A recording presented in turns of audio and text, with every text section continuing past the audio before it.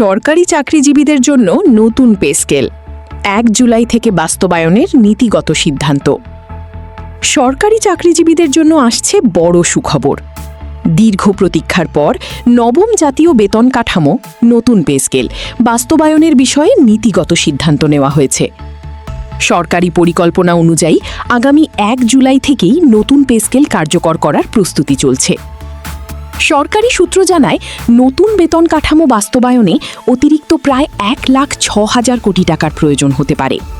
তবে একসঙ্গে এত বড় আর্থিক চাপ সামলাতে সরকার ধাপে ধাপে বাস্তবায়নের পরিকল্পনা গ্রহণ করেছে। ৩ ধাপে বাস্তবায়নের পরিকল্পনা।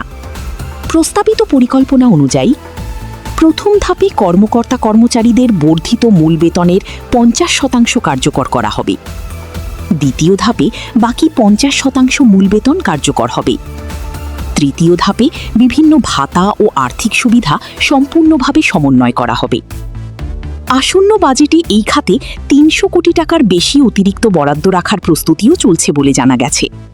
সব দিক বিবেচনা করে আগামী ১ জুলাই থেকে নতুন পে স্কেল বাস্তবায়নের নীতিগত অনুমোদন দেন সংশ্লিষ্ট কর্তৃপক্ষ।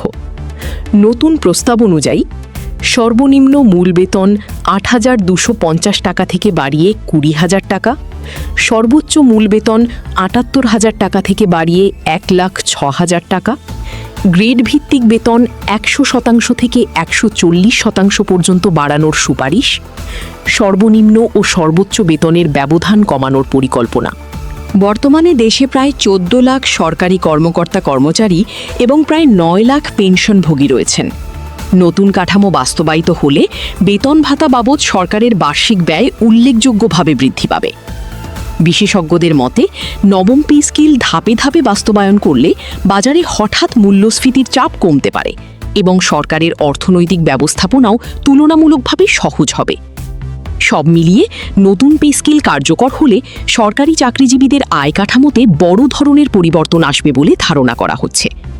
প্রতিনিয়ত সর্বশেষ আপডেট পেতে আমাদের সাথেই থাকুন।